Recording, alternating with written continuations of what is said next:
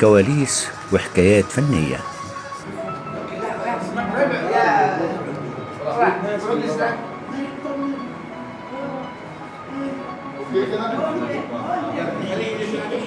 كواليس اليوم من مسلسل الغريقة لها طابع خاص، لما بها من تجهيزات خاصة وستوري بورد، حيث أنها تحتوي على تفاصيل وتفريغات خاصة، لما بها من خدع وتصميمات وديكورات تخيلية ومؤثرات بصرية وتصوير المشاهد على الكروما.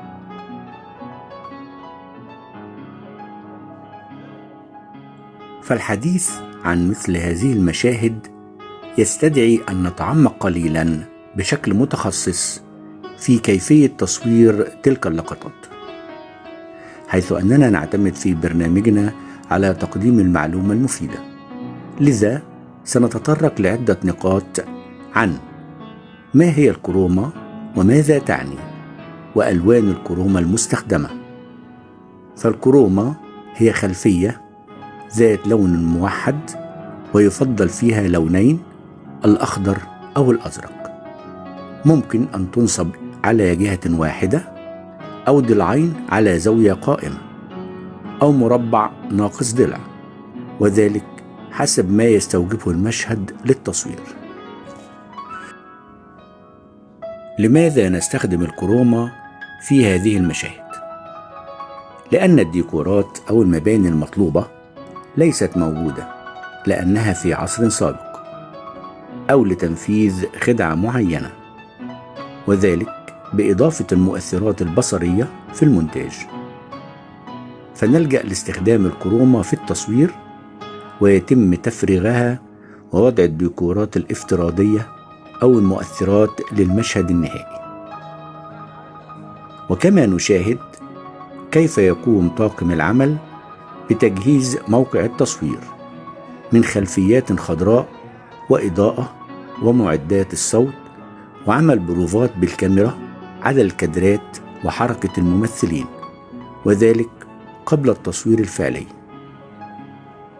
ويقوم مصمم الخدع والجرافيك بوضع التصور لبناء الديكور أو المؤثرات المطلوبة عن طريق الأجهزة والبرامج المخصصة لذلك.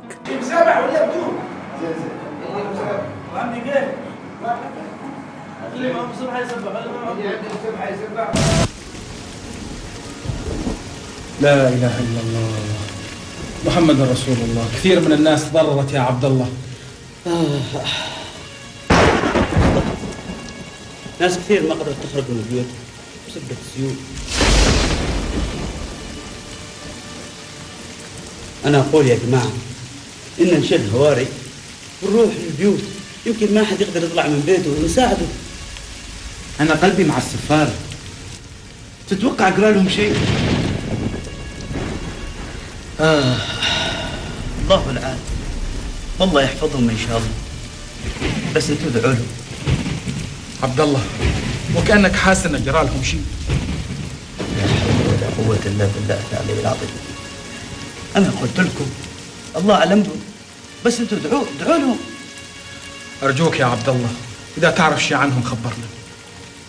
يا جماعة اتقوا الله في نفوسكم، حتى لكم أنا عالم الغيب. عبد الله، أنت رجال فاهم ومتعلم.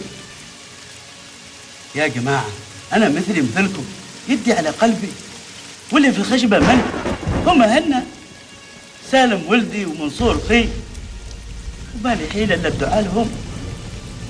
يا جماعة استهدوا بالله ولا تزيدونا هم فوق اللي نحن فيه. خلونا أول حاجة نتخلص من الكارثة اللي نحن فيها، بعدين نرسل حد يستعلم الأخبار عن السفارة. صالح كلامه صحيح، اللي متضرر من الأمطار وقريب مننا أولى أن نساعدهم. أما السفارة الله يكون في عونه.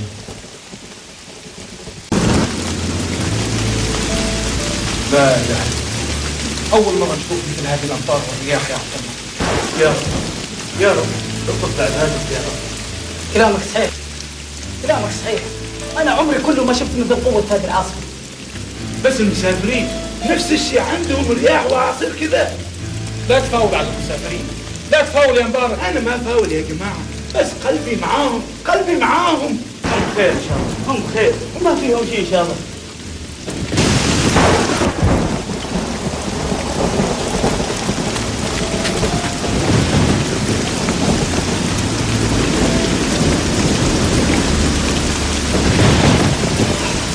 الحمد لله سليمة.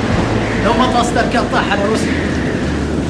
يا جماعة الوضع خطير، ولازم كل واحد منا يروح ويتطمن على أهله. يا جماعة أنا أقول لازم نروح نحذر الناس اللي بيته عرشة ولا قديمة، لازم يروح يسكن عند جاره ولا عند حد من أهله. عبد الله كلامه صحيح، يلا يا جماعه خلونا نشوف الناس. ويكون فريق العمل ملما بمثل هذه المشاهد، ويتعامل معها في التفريغات بحرفية، حيث تعد على مراحل.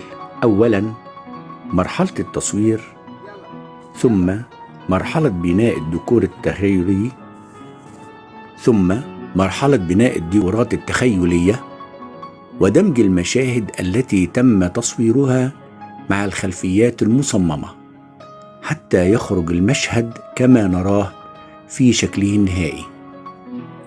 ونحن هنا نستخدم ونفضل اللون الأخضر للكروما، وذلك لعدة أسباب. يتطلب إضاءة أقل، أكثر إشراقاً إلكترونياً في الأجهزة الرقمية، يعمل بشكل جيد في الهواء الطلق أو التصوير الخارجي. لوناً أقل شيوعاً في الجسم البشري أو الحيواني أو الأزياء. تفريغ اللون الأخضر في الأجهزة أكثر نجاحاً. فالكروما نستخدمها في مرحلة التصوير طبعاً لما يتطلبه طبيعة السيناريو، ويتطلب في مرحلة المونتاج أن تكون تصميمات الديكورات التخيلية جاهزة. هذا غير الناس واللبس أشكال والوان، من كل الدنيا تشوفهم هناك، السود والبيض والحمر. ايش اقول لك، ايش ولا ايش؟ كلام زين، كلام زين هذا. هذا الظاهر علي مو معانا في السالفة. سيد يا سيد، يا سيد. نعم. خير ان شاء الله، ايش فيك سرحان؟ والله ما اخبي عليك، البال مشغول. مشغول فيش؟ الحرمة يا ابو سالم، يوم تكون صاحية ويومين في الفراش، ما خليت بها معالق وماشي فايدة.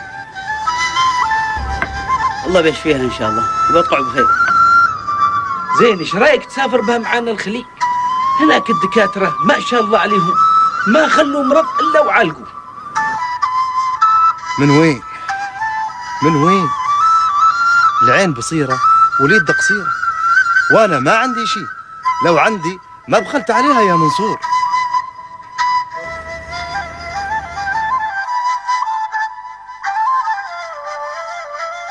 انا عندي الحل وبقول لك وين توديها.